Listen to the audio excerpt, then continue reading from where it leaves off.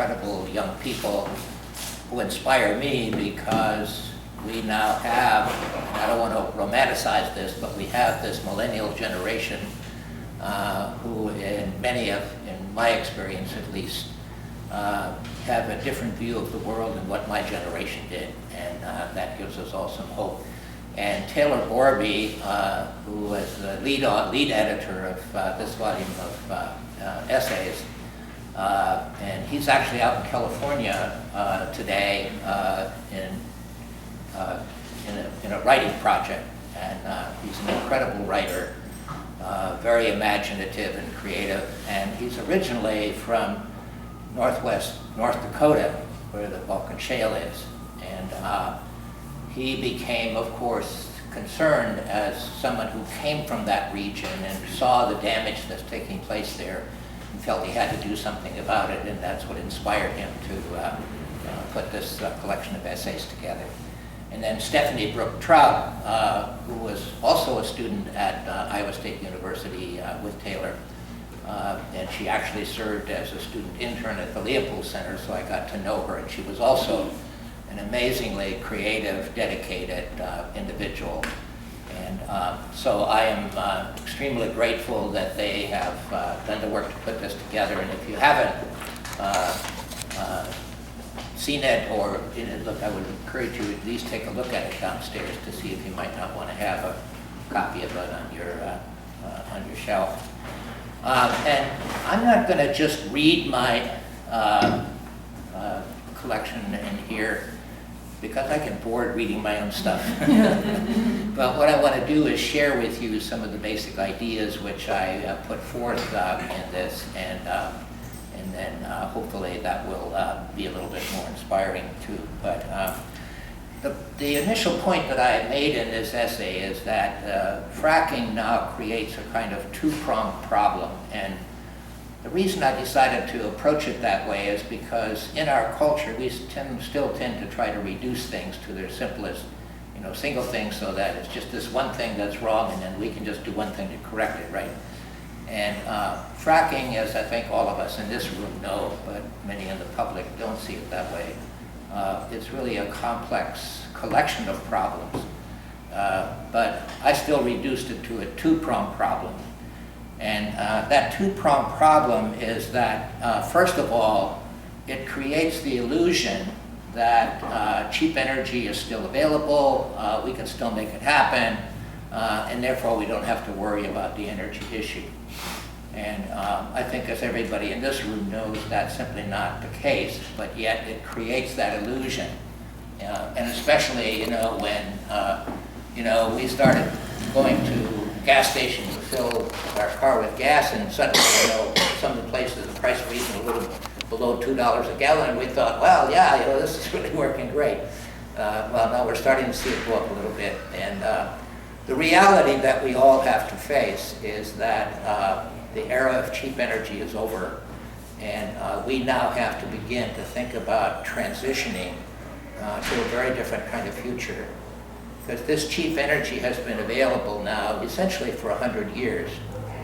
We sometimes forget, I think, that the first producing oil well in this country was in Titusville, Pennsylvania in 1859. And of course, we didn't go to an oil economy the next week. It took us about 40 years to really develop the oil economy. So we've really been in an oil economy for about 100 years. And that, of course, is what stimulated our industrial economy, which, sure, we can appreciate and enjoy some of the things which the industrial economy provided, but we also are now beginning to at least recognize many of the downsides of that. And again, the fracturing process, the oil fracturing process, is perpetuating this illusion of our past, and that's what we have to come to terms with. The second problem which fracking creates for us is that it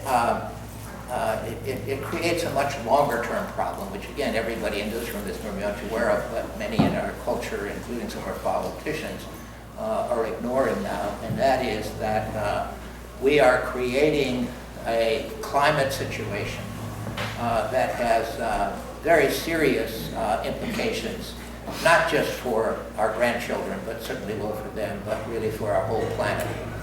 And we have now climate scientists who have been very clear about where we are at this point. The International Panel on Climate Change of the United Nations has now, in this most recent report, said we only have about 15 years to dramatically reduce the greenhouse gases in the environment.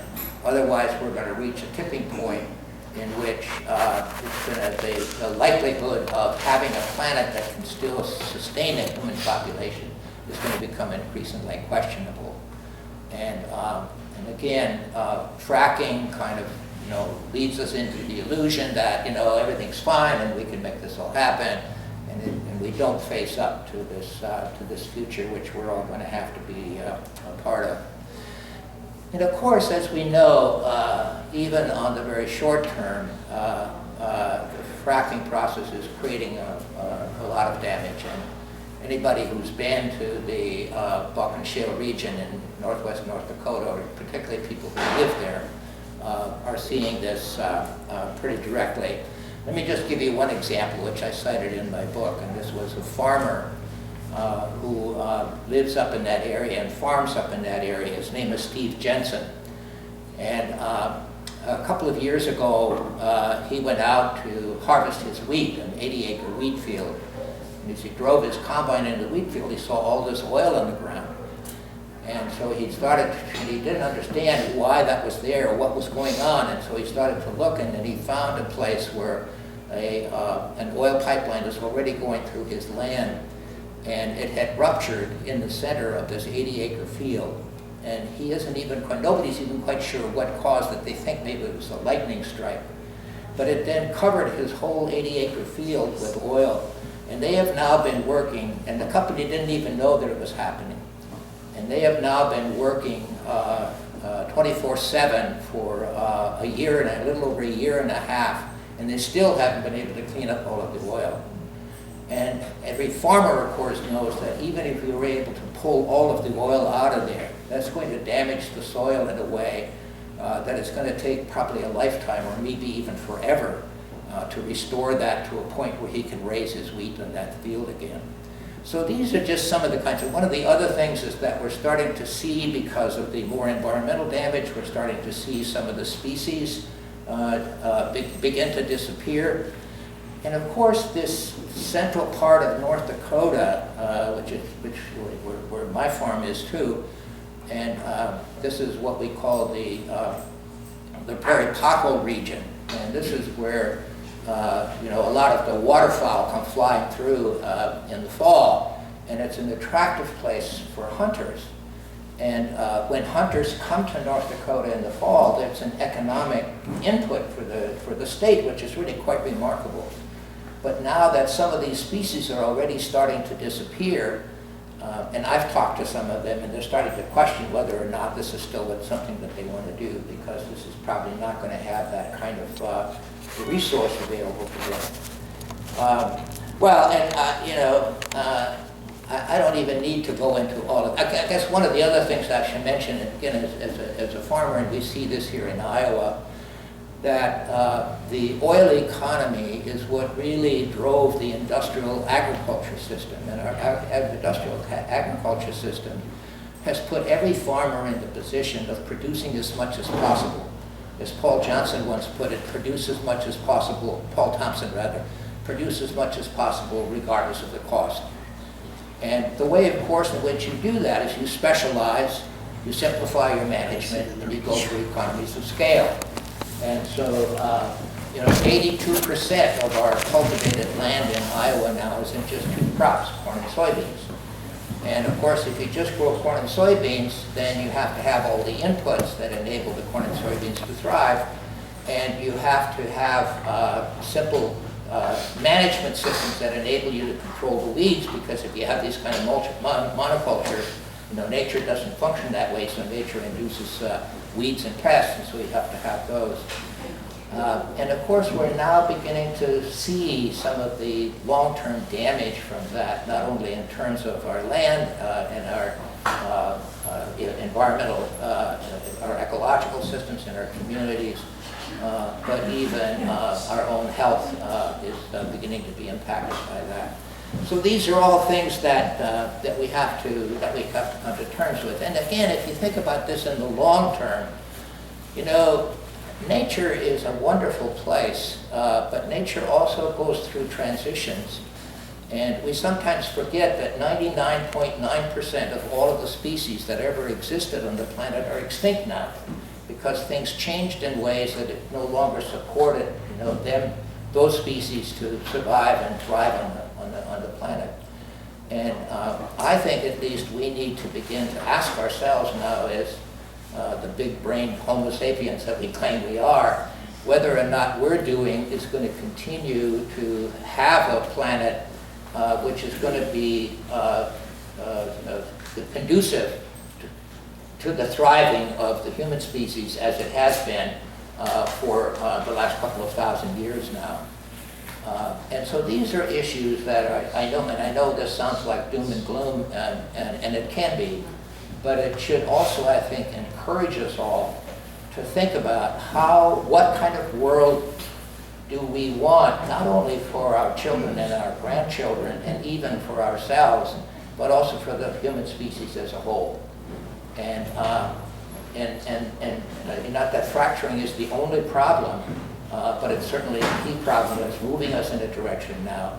And the other thing that's important here, I think, is that, you know, a lot of the damage that we're doing with our agriculture system and with the rest of our economy can be corrected.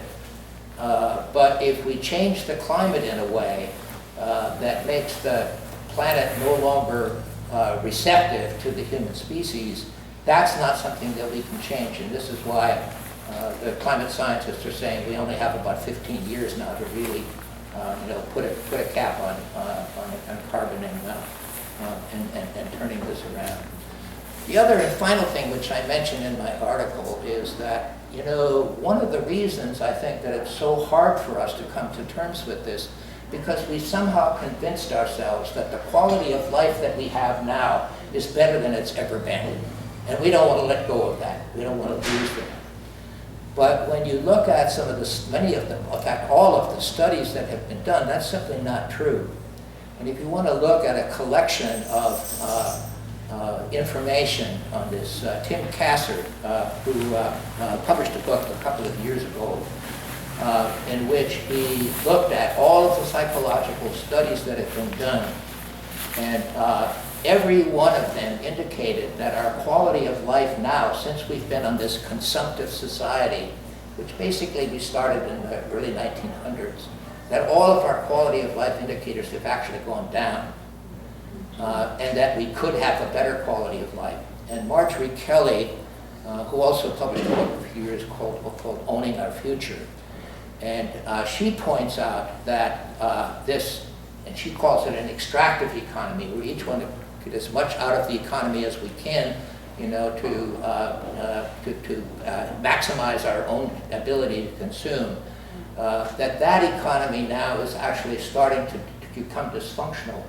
And she sees the beginnings now of a new economy, which she calls the generative economy, in which people work together for the common flourishing of life.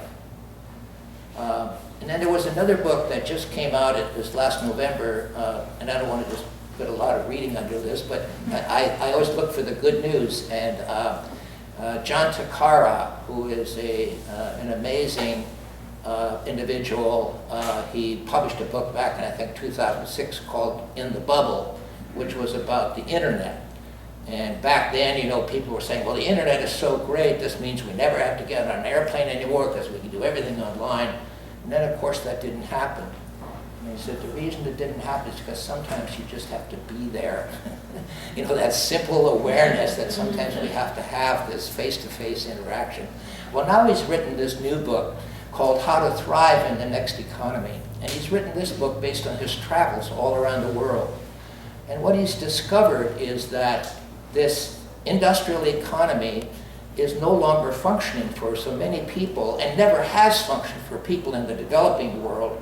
And so this new economy that people are finding a way to thrive in is emerging primarily in the developing world, but to some extent already happening in the developed world. And what that new economy is an economy which he says is based on bioregionalism. So people living in an ecological region look at the resources of their own ecological region and how can they thrive by working together and living together. And it isn't just about agriculture and food, it's about the whole economy. How can they thrive together by cooperating, by working for the common good for all of them in this biological region? And he's seeing this happen now all over the world already. And he says in his book, if somebody had asked him 5 years ago whether this kind of vision was possible, he would have said, I don't think so. But now he's seeing that it's already happening. So there's good news out there. Our time frame is short to move into that direction and begin recreating our new economies and our new social systems in which we work together for the common good, for the common flourishing of life. And we can do that, and that's the good news part.